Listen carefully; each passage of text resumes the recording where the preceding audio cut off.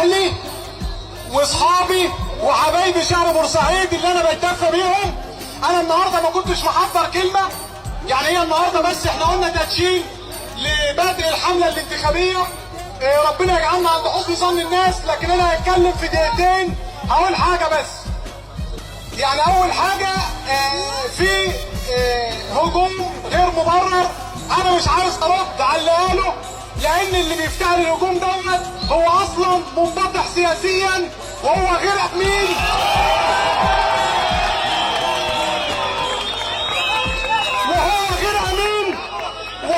وهو غير امين وعشان هو فيك وميكروفونه فيك اعتمد على الفيك. انا هتكلم كلمتين، انت لو ليك وزن سياسي زي ما انتوا بتقولوا على الاقل كان حزبك جابك، انت حزبك رماك.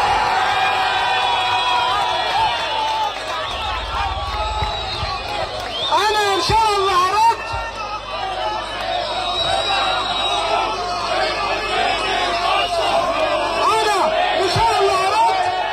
شعب بورسعيد لا يضاع.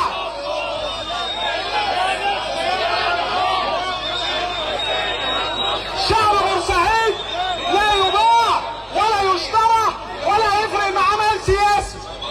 احنا هنقدم كشف حساب للناس.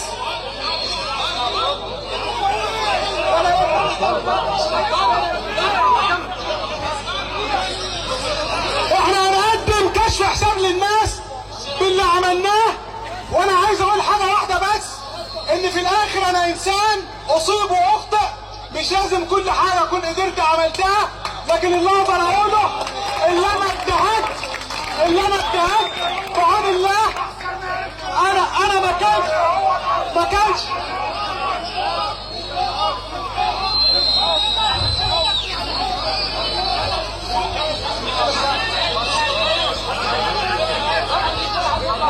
الحمد لله. انا خفت الله في الناس، خفت من الله في اي حاجة انا عملتها، والحمد لله مواقفي السياسية جوه المجلس انحيازي كامل للشعب المصري وانحيازي كامل للمواطن المصري في جميع القرارات.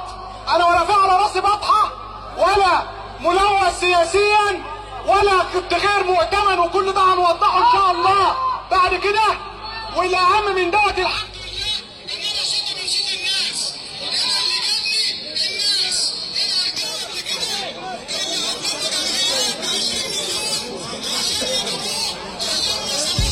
لازم يكون ولاهم ليه، واللي جابوا الشارع زيكم انا ان شاء الله هيكون ولائي للناس.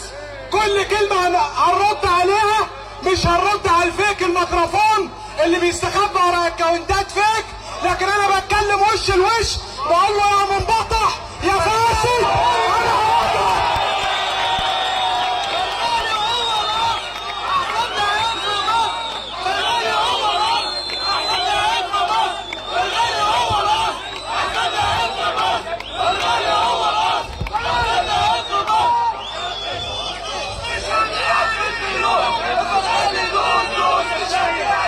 اخر حاجة بس عايز اقولها، ودي بقولها بوجه عام، مفيش حد استغل الوضع الاقتصادي السيء للشعب المصري عشان يصدر صوت، ده غير امين. انا بتكلم بوجه عام، اي حد استغل الوضع الاقتصادي واتحرك بفلوس واتعمل له جمعيات من ناس عشان مصالحهم، ده لا يؤتمن.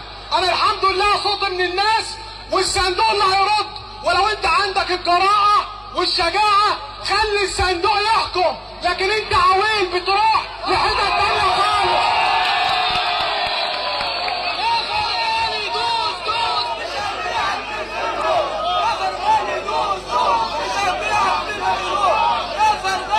الحاجة التانية، انا بشكر اهلي شعب بورسعيد اللي واقف معايا، واللي انا واثق ان الصندوق ان شاء الله هيقول كلمته، وانا ما يفرقش معايا حاجة غير ان الناس تكون راضية عليا عشان ربنا يبقى راضي عليا. انا من تحت ما دخلت، انا من تحت زي ما دخلت زي ما خرجت. انا مع الناس عارفه انا كنت بشتغل ايه وانا ايه، لكن انت قول لي مصدر ثروتك منين وبتصرف منين وبتشتغل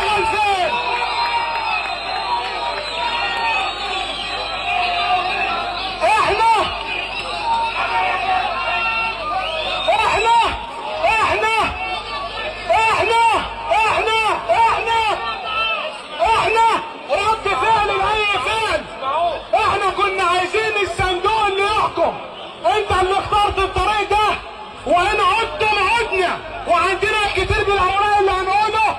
انا واثق في وعي شعب بورسعيد، شعب بورسعيد المناضل، شعب بورسعيد اللي هم ما تخوف فلوس، شعب بورسعيد اللي طبعه معارض، شعب بورسعيد من ايام الاحتلال هو عنده جينات اللي معارضه، مفيش حد يقدر يصور شعب بورسعيد. انا بشكر الناس دي كلها، الناس دي كلها على دماغي، وان شاء الله وان شاء الله الصندوق اللي يتكلم.